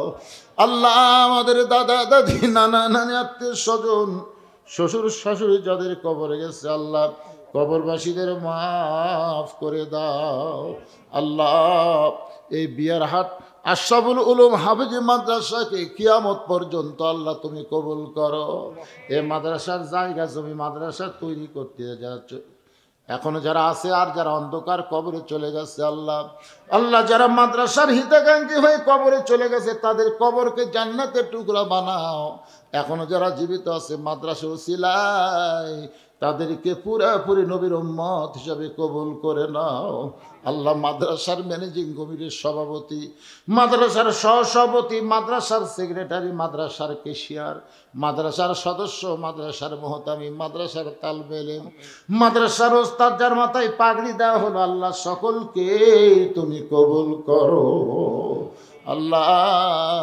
এই মাদ্রাসাকে মহব্বত করে নগদে বাকিতে যারা দান করেছে আল্লাহ সব দানগুলোকে জান্নাতের বিনিময় হিসাবে কবুল করে নাও আল্লাহ। আল্লাহ আমার মা বোনেরা পর্দার অন্তরালে বসে বসে আর শুনেছে, আবিদা সালিহা পদ্দান সে কবুল করে, মা ফাতেমার চরিত্র দান করে দাও। আমাদের মধ্যে আমরা যারা অসুস্থ আছি আল্লাহ সুস্থতার নিয়ামত দান করো। 24 সালের 5 আগস্টে আমাদের বাংলাদেশ আবার দ্বিতীয়বার স্বাধীন হয়েছে। এই স্বাধীনতার জন্যে 2000-এর বেশি ছাত্র জনতা জীবন দিয়েছে আল্লাহ, তাদের সকলকে শাহাদত হিসাবে কবুল করে দাও আল্লাহ। যারা হাসপাতালে আছে অসুস্থ অবস্থায় পঙ্গু হয়ে আল্লাহ, তাদের সকলের প্রতি খাস রহমত নাজিল করো আল্লাহ। 25 সাল পড়ে গেল আল্লাহ, কি করলাম 24 সালে আমরা জানি না আল্লাহ। মেহেরবানি করে 24 সালের ভুল ভ্রান্তি মাফ করে দিয়া আমাদের সকলকে 25 সালে তোমার গোলামি পুরাপুরি করার তৌফিক দিও আল্লাহ। 24 সালে ফ্যাসিস্ট হাসিনার পতন হয়েছে, 25 সালে তোমার কোরআনের বাংলাদেশ যেন কবুল হয় আল্লাহ, তুমি কবুল করে নাও আল্লাহ। আল্লাহ সবাইকে তুমি মাফ করে দাও আল্লাহ। আমার মিডিয়ার ভাইরা, আয় আল্লাহ তাআলা, একটা বছর চলে গেল আবার 25 সাল পড়লো, তাদের ব্যবসা বাণিজ্যের মধ্যে বরকত দিয়া দিও আল্লাহ। রাস্তার মধ্যে যত বিপদ আপদ মুসিবত আছে সমস্ত বিপদ আপদ মুসিবত থেকে আমার মিডিয়ার ভাইদেরকে আল্লাহ পুরাপুরি তুমি হেফাজত করো আল্লাহ। আয় আল্লাহ তাআলা, আমি গুনাহগার বলে দোয়া ফিরাই দিও না আল্লাহ। আজকের মাহফিলের সম্মানিত সভাপতি, সহসভাপতি, প্রধান অতিথি, বিশেষ অতিথিদের আল্লাহ তুমি কবুল করো। আমার মা বোনদের কবুল করো। কে কোন নিয়তে হাত তুলেছে আল্লাহ সকলের নেক নিয়ত নেকাশাকে তুমি কবুল করো আল্লাহ। আমরা 24 সালে অনেক কিছু দেখলাম, বাংলাদেশ বিজয় হলো, সিরিয়া বিজয় হলো, আমরা 25 সালে মিশরের বিজয় চাই আল্লাহ। ফিলিস্তিনের মুসলমানকে আমরা বিজয় চাই। পৃথিবীর মানচিত্র থেকে ইসরায়েল ইহুদিকে আল্লাহ তুমি ধ্বংস করে দাও। তোমার বাইতুল মুকাদ্দাস মুসলমানকে তুমি ফিরিয়ে দাও আল্লাহ। আল্লাহ আমাদের সকলের দোয়াকে তুমি কবুল করো আল্লাহ। একটা মিনিট একটু নিজের চোখটাকে বন্ধ করে মাথা নিচু করে সবাই বলেন, কত মানুষের জানাজার নামাজ আমরা পড়েছি, এই 2 হাত দিয়ে কত কবরে মাটি দিয়েছি। একদিন আমরা সবাই মরে যাব। যেদিন আমাদের মৃত্যু হবে দিনটা যেন জুমার দিন হয়, মাসটা যেন রমজান মাস হয়। ইমানের সাথে ইজ্জতের সাথে এই দুনিয়া থেকে বিদায় নেওয়ার সময় আমাদের জবানে তুমি জারি করে দিও, লা ইলাহা ইল্লাল্লাহু মুহাম্মাদুর রাসূলুল্লাহ সাল্লাল্লাহু আলাইহি সাল্লাম। আসসালামু আলাইকুম ওয়া রাহমাতুল্লাহ।